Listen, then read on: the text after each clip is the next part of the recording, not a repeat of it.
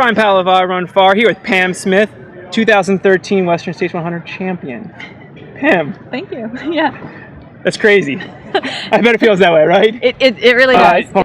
You went out pretty strong. And you were in second when I saw you at that Robinson Flat. Was that the plan? I actually started with a group of women. I was with Eliza and Carrie Bruxford and Amy Sproston, and we were behind Rory. And I think Joelle was out front at that point. Yeah, she went out. And so we were pretty conservative. The women's race, the four of us, seemed like it was going pretty conservative. Yeah. And then moving up to Robinson Flat. When did you? And I'm kind of a climber. I like the climbs.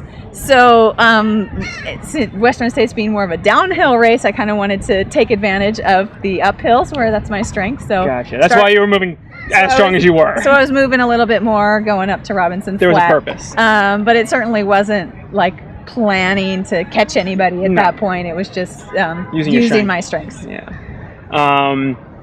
When did you? So you were in second then. Yeah. Early. So caught Rory on the climb. And had a good run in the rest of the high country.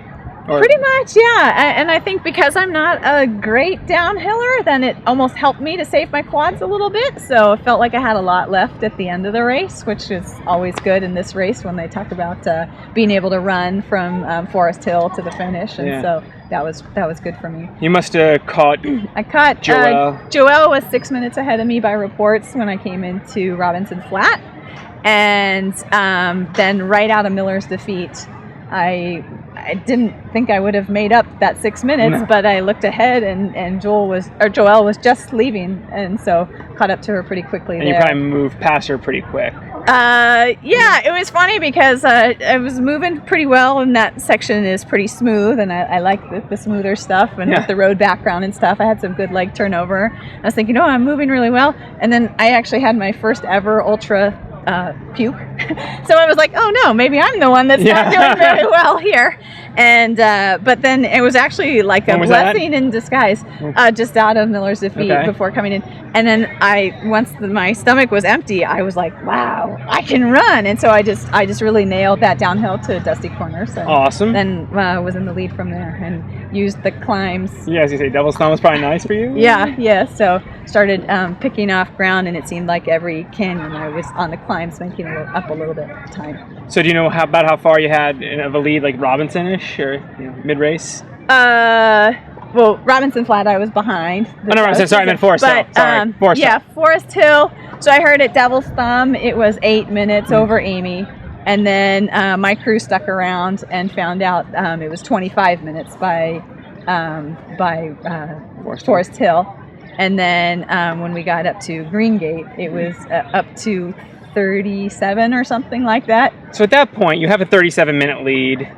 Yeah. Do you almost back? I mean, do you try to build more lead, or do you almost like come into yourself on a hot day and just? No, we took some of the hikes a little bit.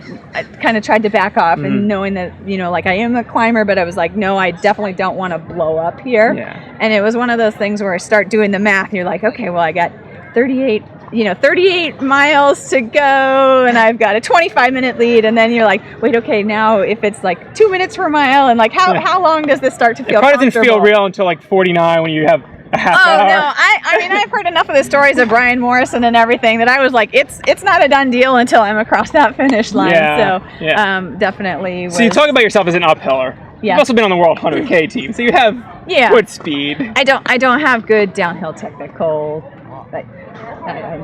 Did you work on that before this race? I did a lot more, both uphill and downhill repeats. Yeah. What does that look like for you? Well, Salem has a high elevation of 950 feet. That's a lot of repeats, eh? So yes, it's a 500 foot hill up and down. Wow.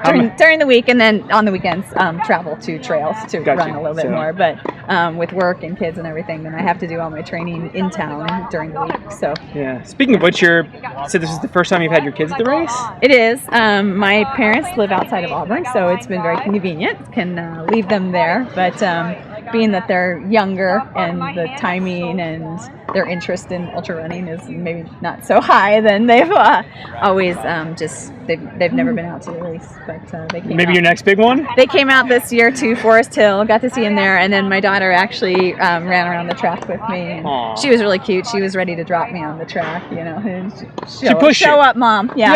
Yeah. Nice. So what else do you have planned this summer?